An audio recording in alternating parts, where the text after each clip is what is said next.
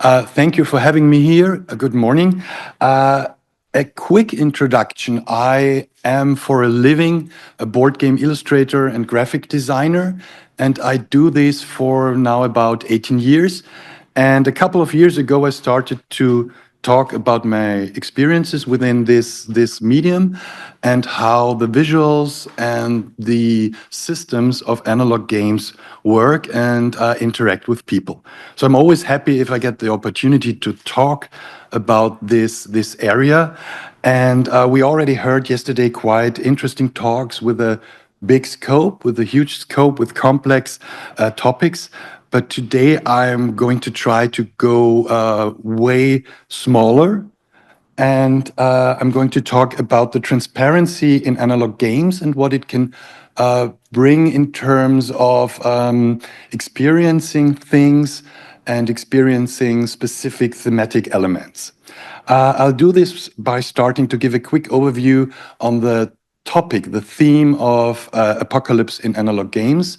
And then I will switch a little bit to some theoretic details, and then once again shift back to two examples that I had the pleasure working on. So when I started to prepare my talk, I went through my own collection and grabbed every game that is somehow, in some way, connected to the apocalypse. And I tried to group them. And there are a couple of different directions in which analog games go in terms of the theme. There are games about the post-apocalyptic world that are clearly in the vein of the whole Mad Max aesthetics that deal with the topic of surviving in a post-apocalyptic world.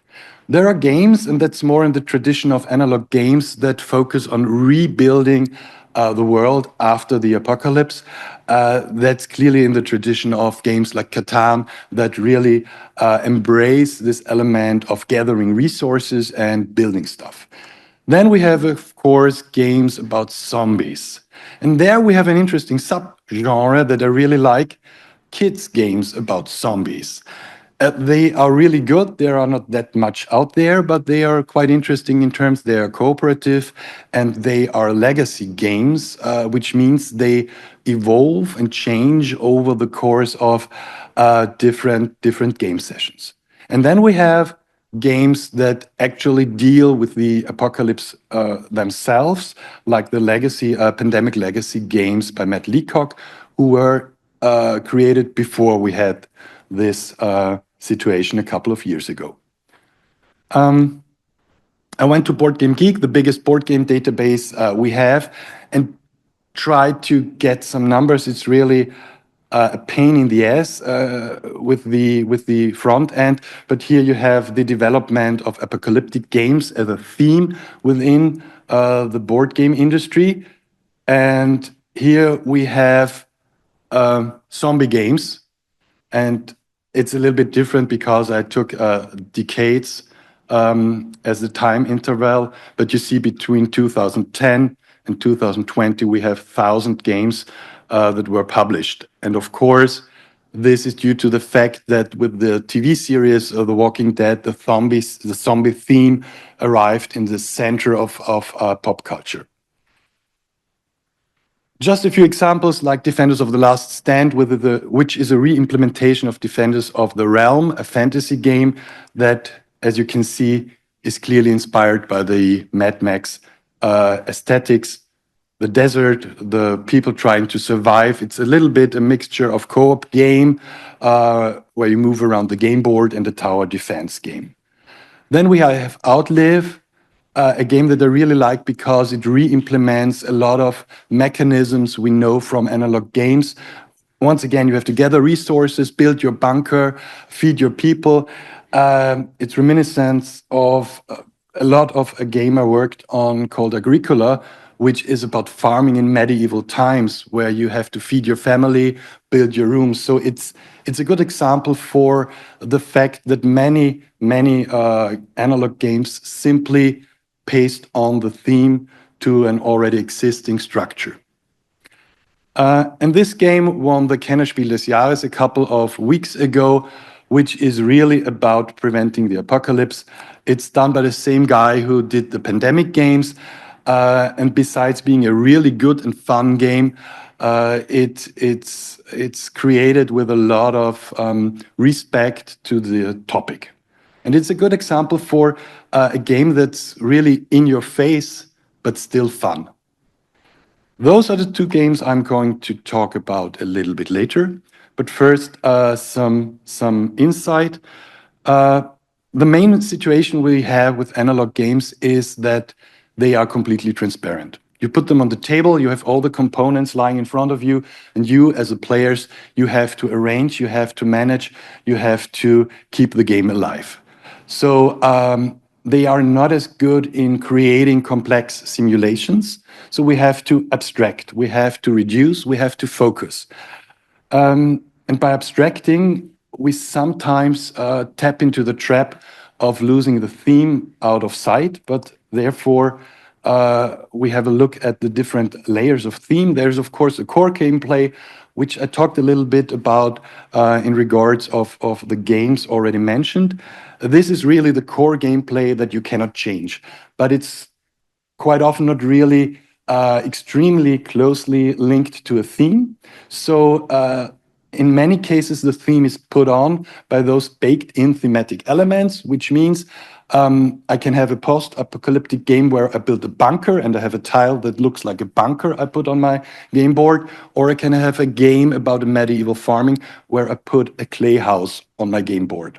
So the theme, the same thing, the same things we do, but a different thematic element. And then we have the opt-in thematic elements, which is a good example is flavor text that you do not need for the game. It's good for world building, but it somehow and sometimes even breaks the flow of the game, the pacing of the game. Within those thematic layers, we do different things as players, and they are quite different in terms of who is doing them, who is the agent of the action, and therefore I always like to go back to this model of games as system. It's quite old; it's 20 years old from Finnish games researcher Eiki Järvinen, but it helps me to identify where am I and who is the agent of that particular action. And there's an important distinction that you have to keep in mind for the examples afterwards. We have procedures, and procedures are all the things that in digital games the computer is or the program is calculating in the background. You don't see them, you don't feel them probably, but they are there. And in analog games, we have to do this ourselves. So the agent is different, but sometimes, and especially in analog games, this agency is delegated to the players. So here's a statement by Amabel Holland, who is a game designer specialized on solo games. And the important part here is it stops us understanding how it works. So if those procedures are invisible, we lose some part of the game system. Here again, coming back to the actions and the thematic layers, there are different actions in terms how thematic they are. Mechanical actions, these are the procedures we have to execute. They are not linked to the theme. We have associated actions. An example would be if we kick a ball, and we do this by shifting a cube from one space to another, simply to mark, okay, the ball has been kicked.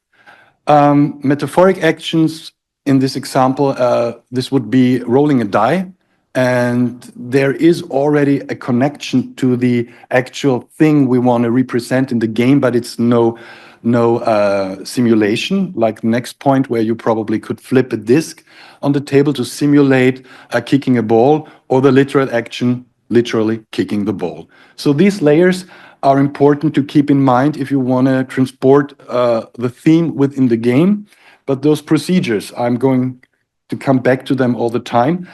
Why do we abstract in board games? We can abstract to make them playable. But with abstraction, we have to use metaphors to keep the theme alive. But these metaphors are quite powerful tools. And the procedures, we heard it yesterday, it's important to repeat things, to keep them in mind, and to place them in the minds and in the mindset of the players. So those procedures are repetitive, they are not creative, they probably are not fun, and they are, what we heard right until now, not thematic. Okay. The two examples I'm going to talk about is Ativa by Uwe Rosenberg, which was quite a challenge because a white, old German designer is going to make a game about fruit bats in Ghana.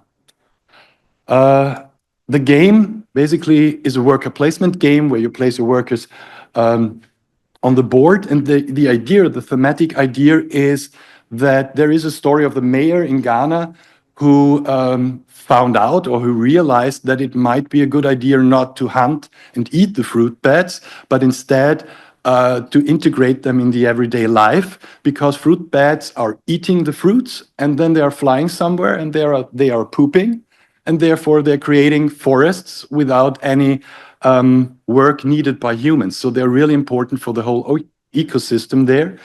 And this transformation from we are afraid of fruit bats to we accept them as a part of the ecosystem is playable in this game. And it's realized in a way that's quite interesting. We have this player tableau that is filled with the different components we put in our own, or we can put in our own playing area. And over the course of the game, we put them there, and it might look like this. And at the end of each round, when we've all done our main actions, we have this bookkeeping phase, which sounds quite boring, but it's quite satisfying. We go through this list from top to bottom, and we see, okay, we've placed that many animals, so we get a new tree. So we take this tree, put it in our playing area. Then we see, okay, we have that many trees, and those trees, they produce fruits. So we get 3 new fruits that we put in our playing area. And then you see, okay, there are that many fruits that attract fruit bats, and those fruit bats are worth points, and we can bring them to our community. Besides that, we have families that we have to feed, and we can feed them by eating fruit bats. We can feed them by milking goats. We can feed them by eating goats or eating fruits. So what we have here is that at the end of every round, we have this bookkeeping phase, which is quite boring, or which sounds quite boring, but it's quite entertaining because it's the thing you get when after you've played your actions. So you go from top to bottom, it cascades down, and it forces you at the end of the round to do it. It is satisfying. It is, of course, more abstract and more reduced than reality. It's not a simulation of reality, it's an abstraction. It uses this metaphor of taking this, taking that, everything is connected in a specific way.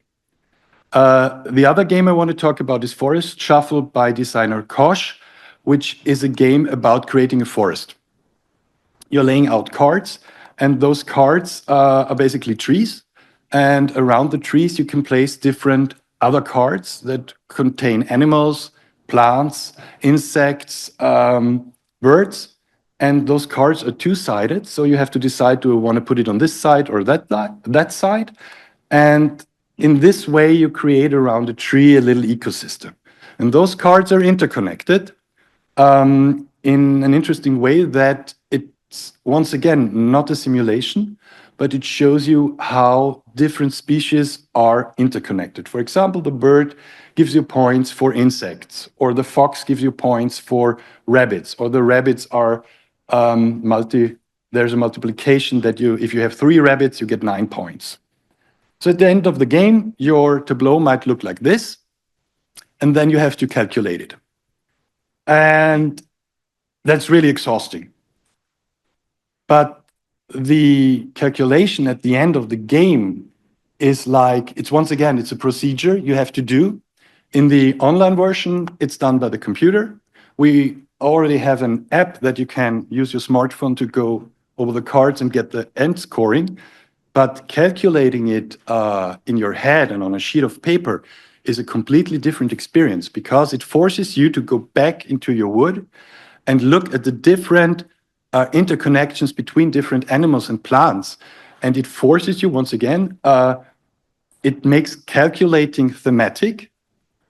It's, I like to put it that way, when I go through the forest, I don't want to look at the forest through my smartphone. I would want to look at the forest with my own eyes, and I want to look in detail what is working, what is not working, where did I lose points because I didn't get the animal I needed, or I didn't get the plant that I needed. So the whole calculation is quite satisfying. It's exhausting, but it forces you to go back and revisit the ecosystem you have by numbers, by adding numbers and by multiplying numbers. To wrap things up, analog games force you to understand procedures, structures, connections within the system, and they are transparent. They have to abstract, but in the abstraction lies a specific quality that you can use. And those procedures that are normally not thematic at all can be charged with this unusual quality to bring this repetition and to bring this understanding of the structure and interconnection of things. So it might be only a small part within games and within analog games, but it fulfills many, many different aspects we heard of yesterday. And I think I'm through with my presentation. Thank you.